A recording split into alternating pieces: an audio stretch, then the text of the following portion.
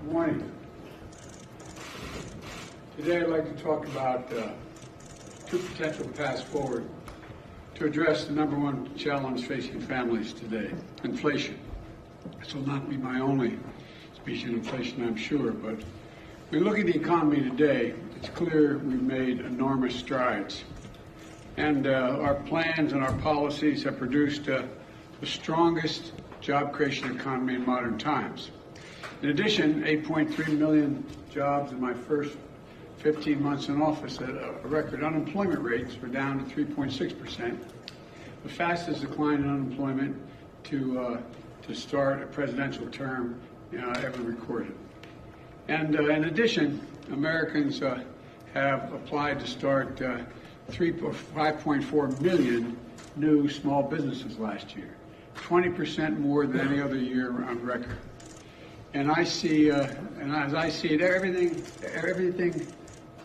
across the country is, as I go across the country, our economy has gone from being on the mend to on the move. But for every worker I met who's gained a little bit of breathing room to seek out a better paying job, for every entrepreneur who's gained the confidence to pursue their small business dreams, I know the families all across America are hurting because of inflation. I understand what it feels like. I come from a family where when the price of gas or food went up, we felt it. It was a discussion at the kitchen table. I want every American to know that I'm taking inflation very seriously, and it's my top domestic priority. And I'm here today to talk about solutions, and there's going to be more we're going to have to talk about as well. But first, I want us to be crystal clear about the problem. There are two leading causes of inflation we're seeing today. The first cause of inflation is a once-in-a-century pandemic. Not only did it shut down our global economy, it threw the supply chains and demand completely out of whack, especially in countries where more effective recovery responses weren't available, especially in those sectors that rely on semiconductors. These supply challenges have been further hampered by the onset of Delta and Omicron viruses. And you've all seen it, you've all felt it. And this year we have a second cause, Mr. Putin's war in Ukraine. We saw in March that 60% of inflation that month was due to price increases at the pump for gasoline. Putin's war has raised food prices as well, because Ukraine and Russia, two of the world's major bread baskets for wheat and corn, are essentially completely stalled. Ukraine has 20 million tons of grain in storage in silos right now. They're trying to figure out how to get out of the country to market, which would reduce prices around the world. Normally we'd have already begun to export them into the market, but it hasn't because of Putin's invasion. So we're working with our European partners to get this food out into the world so they could help bring down prices. But it's difficult because, again, of Putin and the Russian invasion of Ukraine. And those two major contributors to inflation are both global in nature. That's why we're seeing historic inflation in countries all over the world. But here's the good news. Because of the actions we've taken, America is in the stronger position to meet this challenge than just about any other country in the world. Some of the roots of the inflation are outside of our control, to state the obvious. But there are things we can do and we can address and we need to do. That starts with the Federal Reserve, which plays a primary role in fighting inflation in our country. I put forward highly qualified nominees to lead that institution, and I strongly urge the Senate to confirm them without delay. The Fed has dual responsibilities. First is achieving maximum employment, and second is stable prices. And while I'll never interfere with the Fed's judgments and decisions or tell them what they have to do, they're independent. I believe that inflation is our top economic challenge right now, and I think they do too. We've built a strong economy with a strong job market. And I agree with what Chairman Powell said last week, that the number one threat is the strength, and that strength that we built is inflation. So the Fed should do its job, and it will do its job, I'm convinced, with that in mind. Now, as I said when I came to what Congress and the President can do to fight inflation, Americans have two potential paths forward. The first is my plan, the Democratic plan. Plan put forward by congressional Republicans is a second alternative. Here's how each of us would tackle inflation. My plan is to lower everyday costs for hardworking Americans, and lower the deficit by asking large corporations and the wealthiest Americans to not engage in price gouging and to pay their fair share in taxes. The Republican plan is to increase taxes on the middle-class families, let billionaires and large companies off the hook as they raise prices and reap profits at record amounts. And it's really that simple. But let me explain why this choice is so important. Let me start with the Putin price hike, high gas prices, and energy prices. My plan is already in motion. I led the world and other countries to join with us to coordinate the largest release of oil from our stockpiles of all the countries in history, 240 million barrels to boost global supply. Here at home, U.S. oil and gas production is approaching record levels. In fact, we produced more oil domestically in my first year in office than my predecessor did in his first year. To further drive down prices, my administration is allowing the sale of gasoline using homegrown biofuels this summer, which wasn't allowed before. And to reduce our dependence on foreign oil and reckless autocrats like Putin, I'm working with Congress to pass landmark investments to help build a clean energy future as well. From tax credits for businesses to produce renewable energy, to tax credits for families to make their homes more energy efficient. I met with nearly a dozen CEOs of America's largest utility companies. And they, to a person, told me that, and including Southern Company, American Electric Power, and 10 others. They confirm that if we pass the investments I'm talking about, we'll immediately lower families' utility bills by as much as $500 a year, according to their one estimate. That's by they're going to make their homes more secure in terms of heat not getting out and air conditioning not escaping because they have good insulation. Now, what's the congressional Republican plan with respect to energy? First of all, their plan is to give oil companies a free pass. For example, right now oil companies are sitting on 9,000 unused leases, oil leases, which are the property of the federal government, on the property of the federal government. Under my plan, they would have to pay taxes, and if they don't use those leases to produce more oil, they just can't sit on them. Unlike under the Republican plan, they'd be allowed to continue to sit on this land without producing while shipping record profits back to their investors. The fact is, the average cost of a barrel of oil has been steady for weeks. So why do gas prices keep going up so high? Republicans have offered plenty of blame, but not a single solution to actually bring down the energy prices. You know, we have no plan. They have no plan to bring down energy prices today. No plan to get us to a cleaner, energy independent future tomorrow. So in the future, American families are no longer subject to the whims of dictators halfway around the world. The next thing is let's compare our plans when it comes to lowering everyday cost. My plan is to make concrete,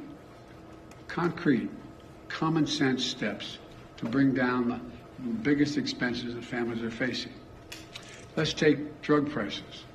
My plan will let Medicare negotiate prices for prescription drugs, like they do with the Department of with the military as it relates to what the administration is able to negotiate for prices for military. The cap, and I also call for a cap on the price of insulin, which 200,000 American children rely on because they have type 2 diabetes at $35 a month. It costs $10 to make the insulin. They make a significant profit instead of the average price of about $640 a month. Think of the difference it will make in millions of American families, like the family I met with in Virginia, about 3 weeks ago, struggling every day, every single month to afford their son's insulin. And on this and other issues, I've laid out specific proposals to Congress to bring down the cost of everyday cost many American families face. And that's in addition to the work my administration has already done to lower prices. Another reason why prices are up for products people need relates to whether or not the manufacturer has access to all the materials they need to build a product. Think of the materials you need to build a house. If you can't get the materials from the ship to shore, from the shore to the home, the prices are going to go up. That's why we brought labor and industry together on the West Coast to improve operations at the ports, to speed up the transfer of products from abroad to shore, from shore to the location where they're going to be used, so that those products can move more quickly and cheaply.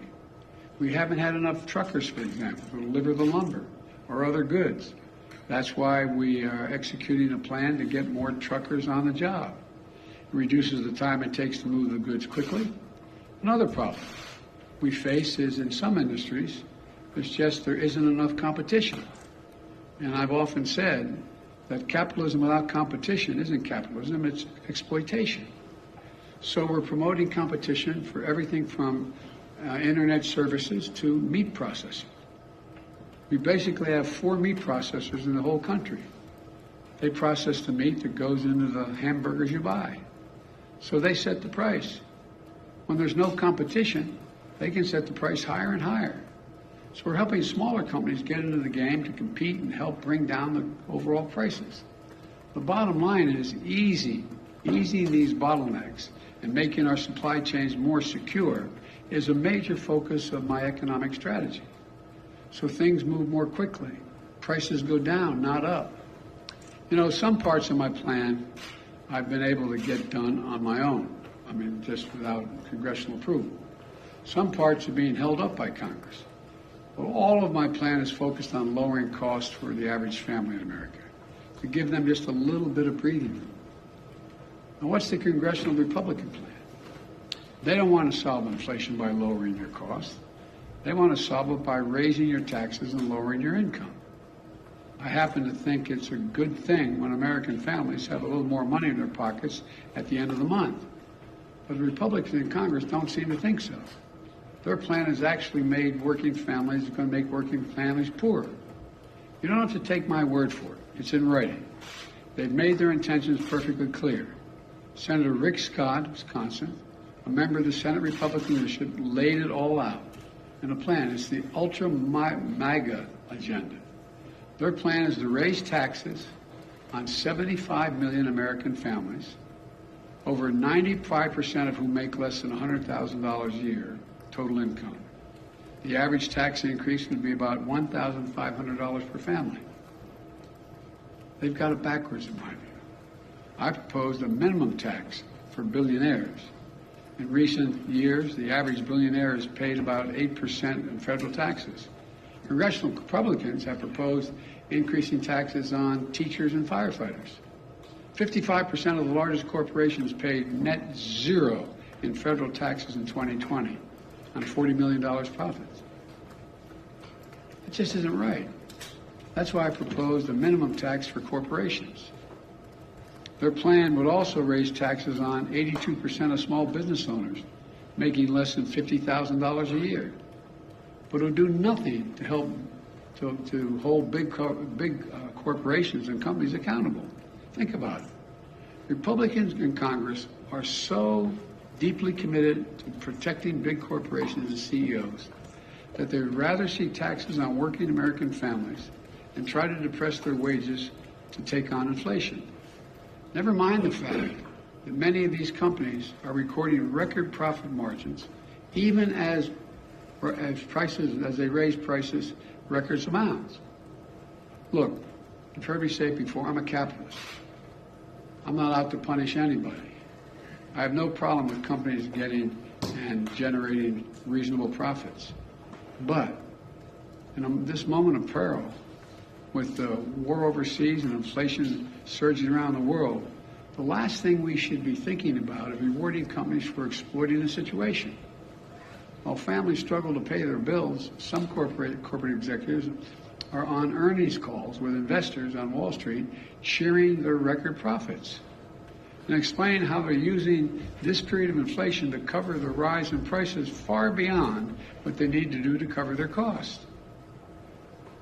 And all this time, they're not even paying for a fair share of taxes in the first place. You want to bring down inflation? Let's make sure the wealthiest corporations pay their fair share. My plan asks those companies to pay their fair share in taxes. Congressional Republican plan, let them off scot-free. And if you weren't extreme enough in the Congressional Republican agenda, they put it in writing. It also calls on Congress to put Social Security, Medicare, and Medicaid on the chopping block every 5 years. Now, if I hadn't seen it in writing, I think somebody's making this up. Their proposal is every 5 years, all those programs would cease unless they're re-voted. That the Congress comes along and says, yeah, we want to keep these plans, affirmatively voting for them. Well, imagine the changes are going to take place then, man. Imagine all the bargaining that's going to take place. You Democrats want to maintain Social Security, you got to give up such and such. Look, I want to give Medicare the power to negotiate drug prices and make it stronger and lower your cost. Republicans kind of want to make, and Congress want to make Medicare's very existence up for vote over and over again, along with Social Security and Medicaid. Really, ask yourself, how well are we going to sleep at night knowing that every 5 years, MAGA Republicans, if they're still the Republican, as I said, this is not your father's Republican Party, if we're going to have to vote on whether you will have Social Security, Medicare, Medicaid, and what amounts you'll have in each of those programs. You know what they're likely to do? Use them as hostages every 5 years to get their way on other things. Think about it. Give us another tax cut for billionaires or Social Security gets it. Stop investing in clean energy, or we're gonna kiss your Medicare goodbye. It's outrageous. It's outrageous. I can't believe that the majority of Republicans buy on to Scott's plan, but that's a plan in writing. He's in the leadership.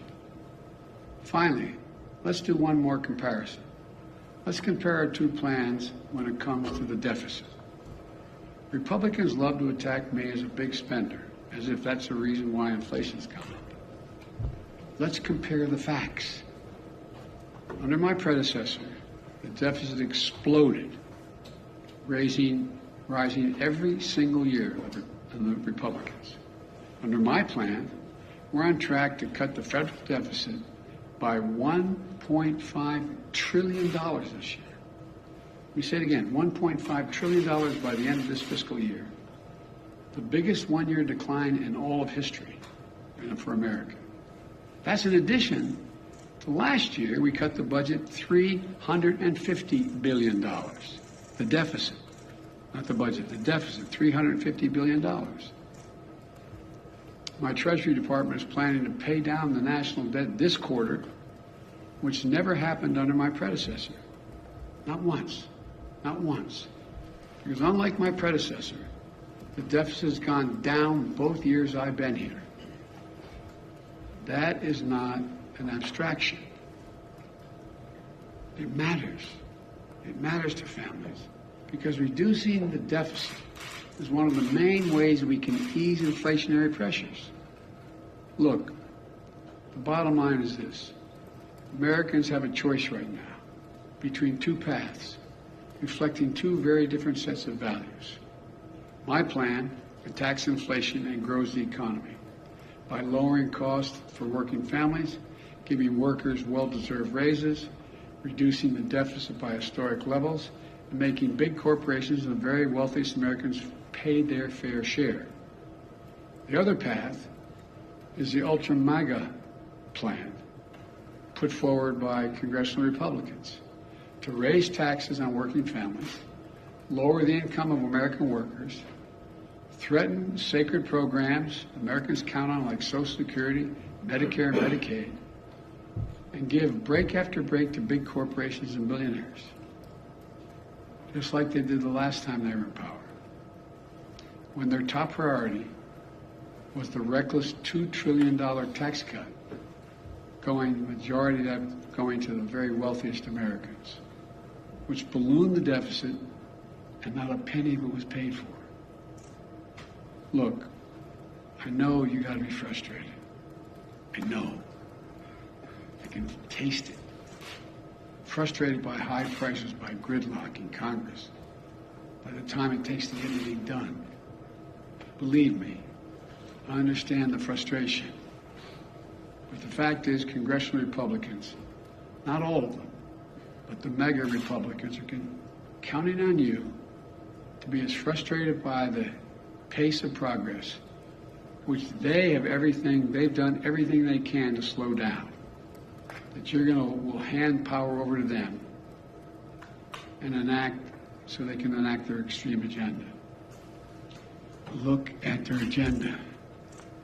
We'll put up on a webpage somewhere, I think I can do this, the Scott Plan. It's in writing. We need a government focused on what families actually need. So I urge all Americans to think about the path I've laid forward. We're going to have to do more beyond what I laid forward. But then think about the Republicans in Congress are actually proposing.